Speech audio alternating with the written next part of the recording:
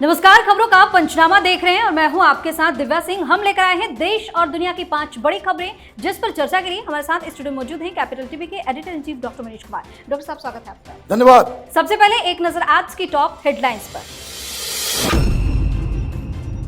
झारखंड के बोकारो में हेमंत सरकार पर खूब बरसे पीएम मोदी, तो अमित शाह ने जारी किया महाराष्ट्र में बीजेपी का घोषणा पत्र, किसानों और महिलाओं पर खास फोकस। महाराष्ट्र चुनाव को लेकर एमवीए ने जारी किया घोषणा पत्र, 300 यूनिट फ्री बिजली और 500 रुपए में सिलेंडर देने का वादा। राहुल गांधी बोले जातिगत जनगणना को रोकने का प्रयास कर रहे थे। यूपी में उपचुनाव को लेकर मचा घमासान, आमने सामने बीजेपी और समाजवादी पार्टी। मंच से सीएम योगी ने समझा दिया पीडीए का फुल फॉर्म। पंजाब उपचुनाव के रण में उतरे अरविंद केजरीवाल, बोले बिना पैसों के मिल रही नौकरियां। पंजाब में बह रही विकास के बयान, तो बीजेपी ने विक्टिम कार्ड खेलने का लगाया आरोप। बांग्लादेश में फिर से मचा जमकर हंगामा, यूनूस सरकार ने सड़कों पर उतार दिया आर्मी। शेख हसीना के सैकड़ों समर्थक किए गए अरेस्ट। सबसे पहली खबर में बात पीएम मोदी की। झारखंड के बोकारो पहुंचे पीएम मोदी ने हेमंत सरकार पर जोरदार हमला किया और कहा कि झारखंड में झामुमो कांग्रेस ने जो पेपर लीक माफिया और भर्ती माफिया पैदा किया है, उन सब पर प्रहार किया जाएगा। पाताल से खोजकर जेल में डाला जाएगा, क्योंकि नौजवानों के भविष्य के साथ खिलवाड़ किया गया है। आगे पीएम मोदी ने कहा कि झारखंड को हमने बनाया है, हम ही संवारेंगे। इस दौरान बालू माफिया से लेकर नोटों के पहाड़ तक का जिक्र भी कर दिया।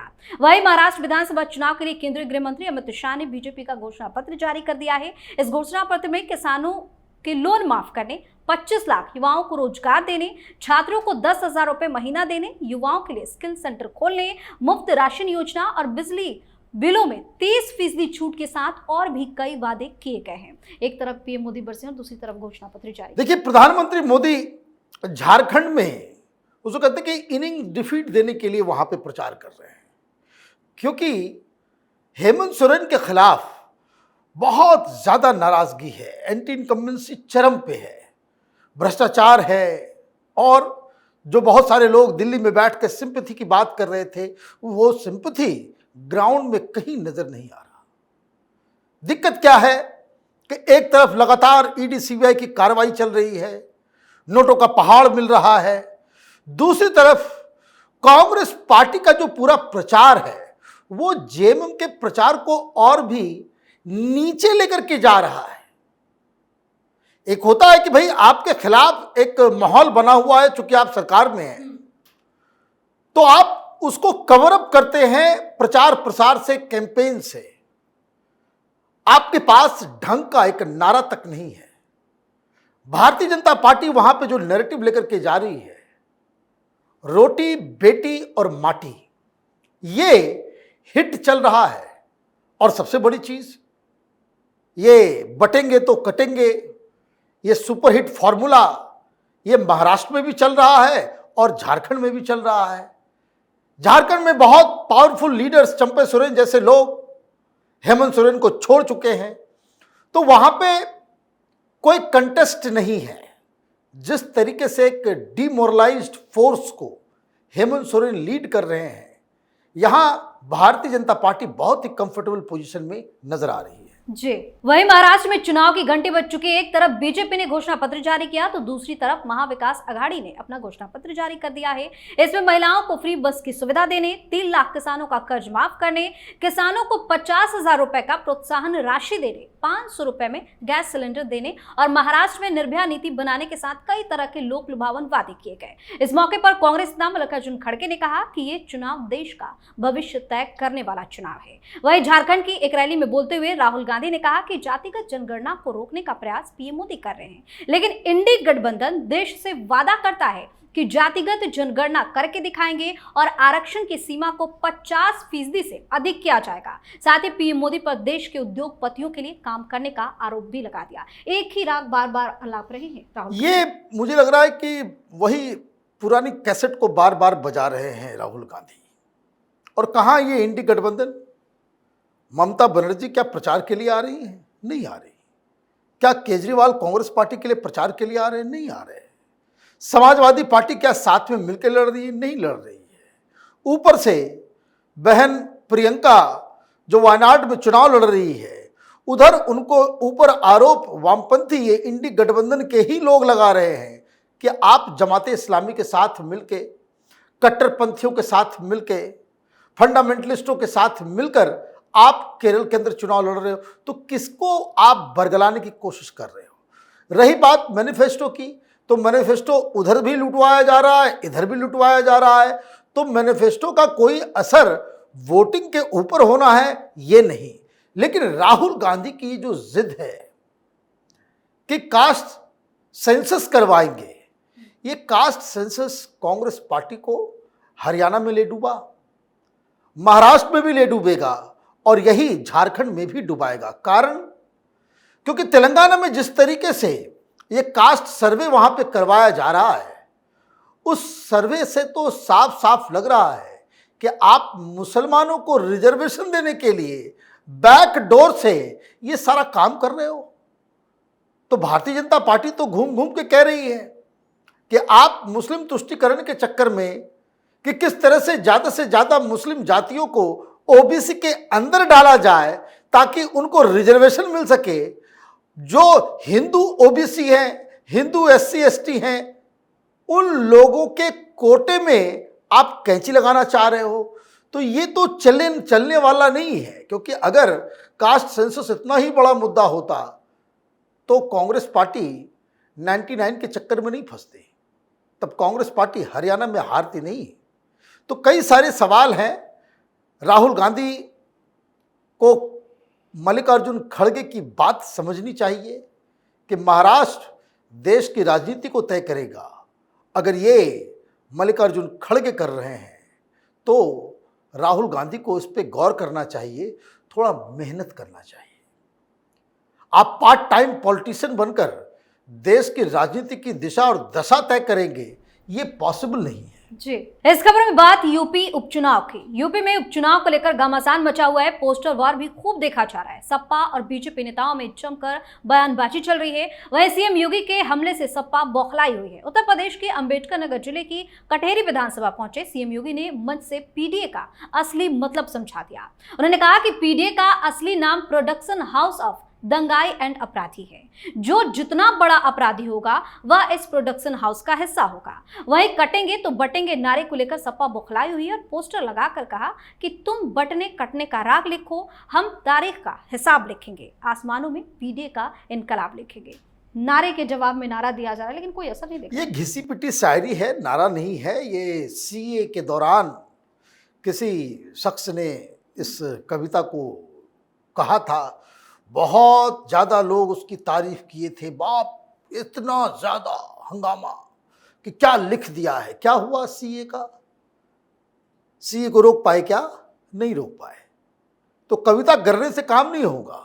मिर्ची इसलिए लगी है क्योंकि बीजेपी वालों ने एक पोस्टर लगा दिया, पोस्टर रिलीज किया है जिसमें अखिलेश यादव, शिवपाल यादव और तमाम इंडी गठबंधन के लोगों का, समाजवादी पार्टी के नेताओं का चेहरा लगाया गया है और उसमें लिखा गया है, जीतेंगे तो लूटेंगे, जीतेंगे तो लूटेंगे। और आप ये देखिए, अखिलेश यादव ने कांग्रेस को नाराज किया।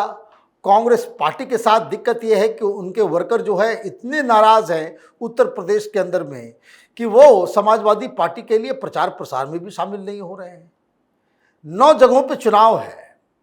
यहां अगर अखिलेश यादव हारते हैं तो आप ये समझिए कि आने वाले असेंबली इलेक्शन में जो रास्ता इनको दिख रहा था लोकसभा के नतीजों से, वो रास्ता पूरी तरीके से बंद हो जाएगा। जी, और अब बात केजरीवाल की। आम आदमी पार्टी के संयोजक अरविंद केजरीवाल पंजाब दौरे पर है। वहां के उपचुनाव को लेकर काफी एक्टिव दिखाने की कोशिश कर रहे हैं। केजरीवाल ने कहा है कि पंजाब में हर तरफ विकास की बयार है। लोगों को जहां बेहतर प्रशासनिक सेवाएं मिल रही हैं, वहीं बच्चों को बेहतर शिक्षा और बीमार लोगों को मुफ्त में अच्छा इलाज भी मिल रहा है। और ये सब सीएम मान के कुशल नेतृत्व के चलते संभव हो सका है। वहीं सीएम मान ने कांग्रेस पर हमला बोलते हुए कहा कि वे सोचते हैं कि राजनीति एक व्यवसाय है, हमारे लिए राजनीति का उद्देश्य लोगों की सेवा करना है। अरविंद केजरीवाल ने लोगों की सेवा के लिए अपनी नौकरी तक छोड़ दी। वहीं बीजेपी ने कहा कि जब भी ये लोग कमजोर होते हैं इस तरह का विक्टिम कार्ड खेलने लगते हैं। पंजाब दौरे पे और तरह तरह की बातें कर रहे हैं। देखिए, पंजाब से आम आदमी पार्टी के लिए बहुत बुरी खबरें आ रही है। वहां भगवंत मान की सरकार के खिलाफ बहुत ज्यादा रोष है। पहली चीज तो ये समझ लीजिए, दिल्ली की मीडिया, टेलीविजन चैनल, उनको थोड़ा अलग प्रेम है एडवर्टीजमेंट की खातिर, इसलिए उनके बयानों को अक्षरशः प्रस्तुत कर दिया जाता है पब्लिक को बेवकूफ बनाने के लिए। कोई क्यों नहीं दिखा रहा कि 10 से ज्यादा जिलों में इस वक्त किसान प्रदर्शन कर रहे हैं। कहां गया वो किसान के साथ कंधे में कंधे मिला करके काला कानून के खिलाफ ये जो सब कुछ चल रहा था, ये सारे लोग बयान दे रहे हैं, भगवंत मान को कोस रहे हैं, अरविंद केजरीवाल को धोखेबाज कह रहे हैं। कारण इतना अच्छा गवर्नेंस है कि किसानों का अनाज मंडियों के बाहर पड़ा हुआ है, सरकार खरीदने में असमर्थ है, कंगाल हो चुका है पंजाब। इनके पास पैसे नहीं है, इनके पास अनाजों को रखने का गोदाम नहीं है, इसलिए ये लोग खरीद नहीं पा रहे। 4-5 दिनों के बाद जब ये चुनाव की वोटिंग के समय, आप ये समझिए कि कई सारे किसानों के अनाज वो खराब हो जाएंगे। ये मंडियों के बिचौलियों, दलालों के साथ मिलके इन लोगों ने जिन 3 कानून को काला कानून बताया था, आज किसान पछता रहे हैं कि अगर वो कानून अगर लागू हुआ होता तो आज उनको लाइन में खड़े होकर भगवंत मान की सरकार की तरफ इंतजार नहीं करना पड़ता, क्योंकि अब तो दोनों तरफ से ही चले गए। अब उनके पास रखने का भी जगह नहीं है, तो फिर आप खरीद करके क्या करोगे? तो कई सारे सवाल उठ रहे हैं। हर जगह किसान धरना प्रदर्शन में हैं, दूसरी तरफ खालिस्तानियों को लेकर के पंजाब के अंदर में गुस्सा है। आम आदमी पार्टी के ऊपर यह आरोप लगता है कि खालिस्तानियों के साथ साठ गांठ करके ये लोग सत्ता में आए थे।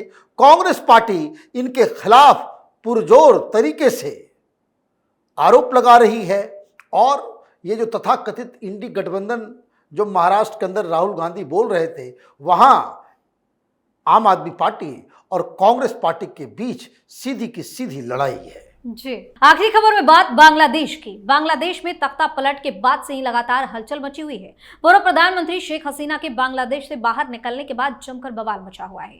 3 महीने बाद फिर उनकी पार्टी अवामी लीग ने आज ढाका में कई जगहों पर प्रदर्शन किया और अंतरिम सरकार के खिलाफ बड़े पैमाने पर विरोध जताया, जिसको देखते हुए यूनुस सरकार ने सेना को सड़कों पर उतार दिया। वहीं अवामी लीग के कार्यकर्ता और समर्थकों पर पुलिस ने सख्ती बरती है। बांग्लादेश की सेना ने प्रदर्शन से पहले सैकड़ों कार्यकर्ताओं को गिरफ्तार कर लिया। इस बीच सरकार की तरफ से यह चेतावनी भी दी गई कि अवामी लीग को विरोध मार्च करने की अनुमति देने का कोई सवाल ही पैदा नहीं होता।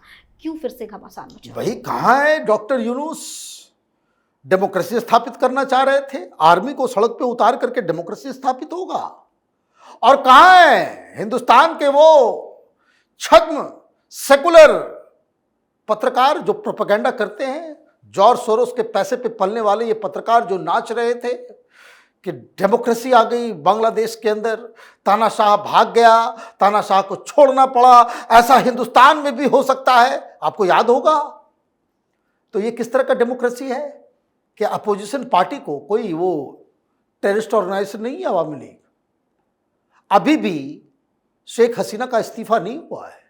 उन्होंने ना तो इस्तीफा दिया है, ना ही कानूनी तौर पे उनको वहां से हटाया गया है। तो कहने का मतलब ये है कि पुनः मूसिको भवः, घूम फिर करके वहीं पे आ गए, क्योंकि अब जिस तरीके से आज कार्रवाई हुई है, तो जितना आप कार्रवाई करोगे ये विरोध प्रदर्शन उतना ही बढ़ता चला जाएगा। अब तो आपके आका भी लेम डक प्रेसिडेंट बन गए हैं। जिस अमेरिकी एजेंसियों के इशारों पे आपने यहाँ पे तमाशा किया था, वो खुद ही सत्ता के बाहर हो गए हैं। तो आप न घर के रहे न घाट के रहे। आप देखिएगा कि कुछ दिनों के बाद ये यूनुस ये भाग के वापस पेरिस जाएगा और शेख हसीना वापस प्रधानमंत्री की कुर्सी पे बैठेगी। बहुत बहुत धन्यवाद सर तमाम जानकारी के लिए। धन्यवाद। खबरों का पंचनामा में आज के लिए इतना ही। देश और विदेश की बाकी खबरों उनके सटीक एनालिसिस के लिए देखते रहिए कैपिटल टीवी। हमें लाइक कीजिए, शेयर कीजिए और हाँ, कैपिटल टीवी को सब्सक्राइब करना बिल्कुल ना भूलें। धन्यवाद।